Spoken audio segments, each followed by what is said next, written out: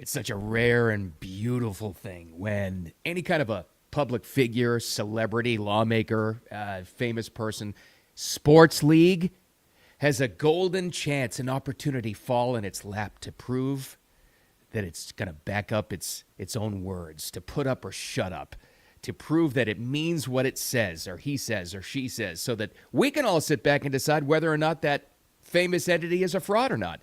And now the WNBA has a golden opportunity chance to put up or shut up, to back up its own words about men playing in women's sports. Because now we've got a pretty prominent European French player, a dude, playing in a women's basketball league who is dominating. So all this talk, WNBA, about trans women are women, and we're about inclusivity, and it's wrong what Sophie Cunningham said. And it's okay. They all said this. They said this. No official statement from the league, but their coaches did and their players did and their media partner with ESPN did. So now you can back it up. Now's your opportunity, because this trans French player in the women's league in Europe wants in. This is just so perfect. Anyway, welcome back. Nice to see you again. I knew you'd be back in. Wicked Radio live stream and replay on X, YouTube, and Facebook. Complete audio podcast, of course, posted shortly after the live stream gets over. Let's go back just a little bit. I know we talked about this before with Sophie Cunningham, Indiana Fever star player, one of them, along with Caitlin Clark, making a statement in a written article, but then, of course, it surfaced and then it backed it up, and she had to back up her words and all this other stuff. Let's go back again. This led to all the protests and then the rallies for her, and we talked about this last week, but let's just to rewind. This is her not backing off her statement, saying and again, says her original statement had nothing to do with the WNBA. It had protecting young girls from having to compete against boys, males, biologically in sports. That's what the statement was about, because this is all getting twisted. And this is her defending that statement again just last week. On that same vein, in that story with ESPN, you talked about wanting to protect young girls who shouldn't have to go against biological men. Just can you expand your viewpoint on that? I mean, I think I said what I said. I think it's kind of common sense. And I think I'll always believe in that. I think it's really important to protect children, and that's little girls who are also involved in that category. And so I stand on what I said, and I always believe that. Yeah. Do you see your advocacy on that, like, taking any form going forward? You know, I don't know. I'm not a very political person, but I do have beliefs. I have morals, and I'll always stand on those and be true. All she said, just as a reminder, because it's gotten twisted already, she says she's talking about girls in sports. Now, keep in mind, all of this stuff throughout this controversy, and then the rallies and or the protests that happened after that, these games, we talked about it on the podcast. All of this stuff originated from that original statement that she made, simply defending girls in sports, defending girls' sports. By the way, which female athletes fought for decades to get Title IX for proper funding, opportunity, all this other stuff. Keep something else in mind before we get into this, from the statements from the WNBA coaches mostly and players. They didn't have to face this, maybe until now. They didn't have to face this growing up because, relatively speaking, it's a new concept where where it's like in some blue city, it's normal for a boy to want to play, against girls, and the parents are like, yes, you go, opportunity, The people speaking out against this have not have to face it, and that's really part of what we're talking about here. So we move on. Had the rallies, had the protests in the games, outside, blah, blah, blah, whatever it was. Okay, fine. Now, here's no official statement from the WNBA about the entire issue, but there was an unofficial statement, lots of them, in fact, from the coaches, from the players, and from their media partner, ESPN, because they had to make this a statement. So afraid of getting canceled by the trans mob, right? They had to point this out. So the coach of the Minnesota Lynx, Cheryl Reeve, wore a shirt, supporting trans athletes, and ESPN. How rare is this? How often would any kind of a sports network mid-game focus the camera on her shirt to make a statement about it too? That's their passive-aggressive way to make a statement. Such a joke, because like we always say, sports media is the grossest media. But here's what they did. So, again, you got to consider ESPN as part of this league because they're the ones that show the games. This is how they made their statement. Just watch this. Well, we see Cheryl Reeve wearing a shirt today in support of trans kids. Trans kids belong on the shirt. This in the aftermath of Sophie Cunningham's recent comments. We actually saw Cheryl and Sophie speaking at center court pregame. ESPN, the announcers taking a break at the direction of the network, by the way, and the league. This is how this stuff all works behind the scenes. To actually taking time during a timeout in the game to focus in on a coach of her shirt saying trans kids belong. That's a statement. It's unofficial. It's not written. It's not an official press release, but this is the sneaky way in how they actually show their support because they're afraid of getting canceled by the trans mob. That's how they do it. But not the only coach. Listen to this one. So this was Natalie Natisse, I think her name is. She coaches the Golden State team, the San Francisco market team, an Oakland market team. This is what she said about it, too. And those, you shouldn't belong here many times. And for me, I don't want that space, especially Golden State, to ever feel like that. So I'm all about women, little girls deserving to play, and that includes trans women. So I'm all about inclusivity. All about that inclusivity word. All about inclusivity. Until they have to face it themselves. Because, again, let me just give you a quick reminder. Natalie right there, Cheryl Reeve, all of these players, they never had to go through this. Otherwise, you'd hear their stories. They would be telling their stories. If they're about inclusivity, they would be telling their stories about, yeah, when I was growing up, when I was in high school, I had to play against a trans player. And, we competed pretty well, and it was all about, and we were welcoming. None of them have that story because none of these frauds that are saying that they support inclusivity in this sport, none of them have had to actually face it. And again, go back to what Sophie Cunningham said. All she's talking about is not the league. She didn't make any statement about men playing against women in the WNBA. She was talking about protecting young girls' sports. That's all she said. She said, it's just common sense to me. That's all it was. And good for her for not backing down.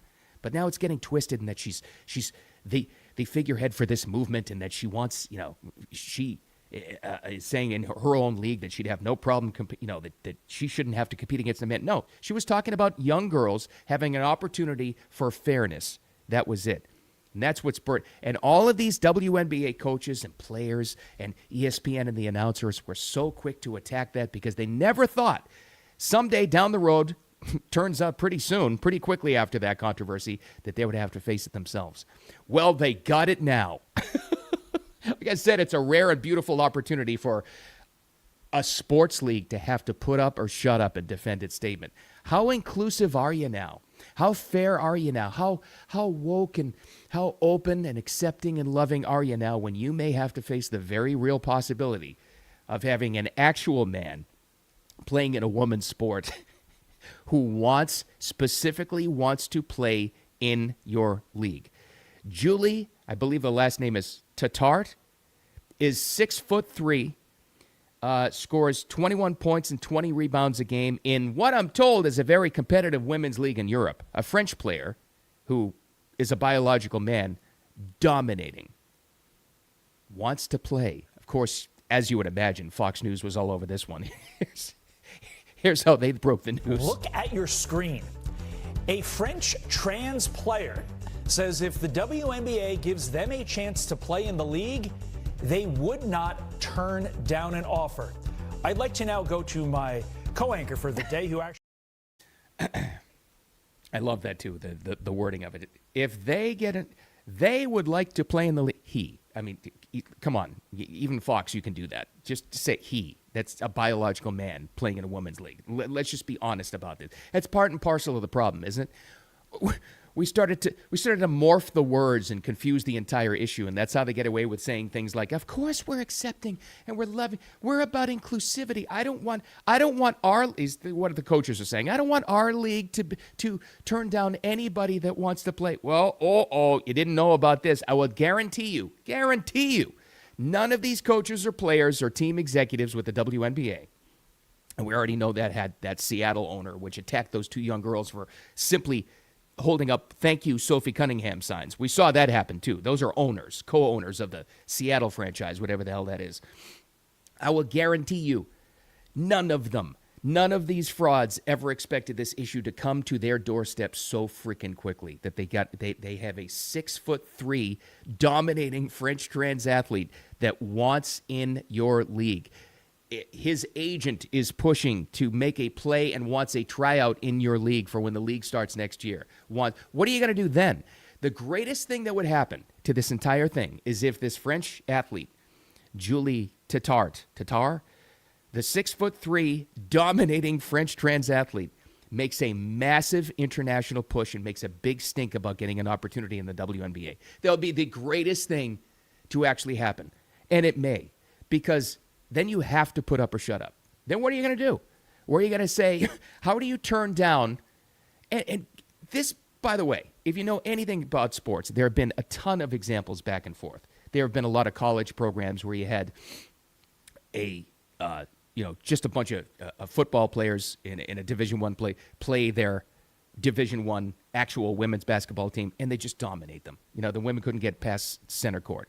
You've had softball teams, just men dominate women. That's not an issue of fairness. It's just a biological advantage. It just is what it is. Women's athletes fought for their own sports for so many decades because of this very same issue, and because of this insanity to think, because of inclusivity, that's the most important thing. Everybody has to be on the field. That's what muddied the waters in this entire issue. That's all Sophie Cunningham was talking about way back when in that original article. She wasn't even talking about her own league. She was talking about young girls who have to face this now because this stuff always trickles down to them. Her teammates or other coaches, anybody else she plays with in the league, the executives, they never had to face this. Young girls do, and that's all she said. It's a different time now because we've confused the water so much.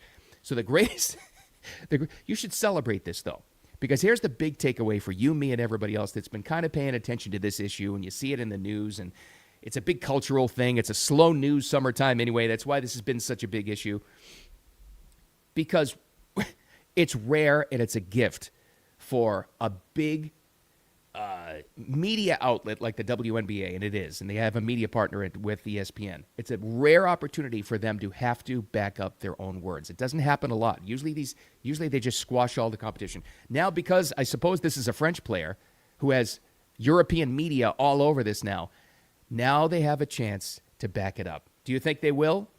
Of course not.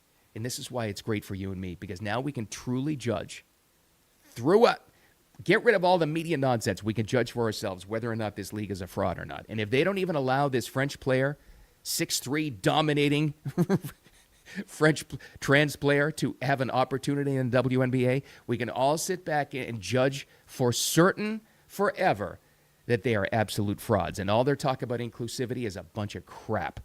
That's the great thing about this. It's rare. It doesn't happen a lot, but it's happening in this case. Unbelievable. What a crazy, crazy news cycle. By the way, this stuff doesn't happen anymore. We don't find out about this without social media, if social media hadn't opened up. We never would. I know a lot of controversies come from social media, but so does the truth in this case, because this thing is trending everywhere. All right, let's get out of here. I'm out of material. So are you. Now we're out of time, too, because we got to get into a weekend. Thanks for finding the Wicked Radio podcast and live stream. X, YouTube, Facebook, clips all over the place on those, too, including TikTok.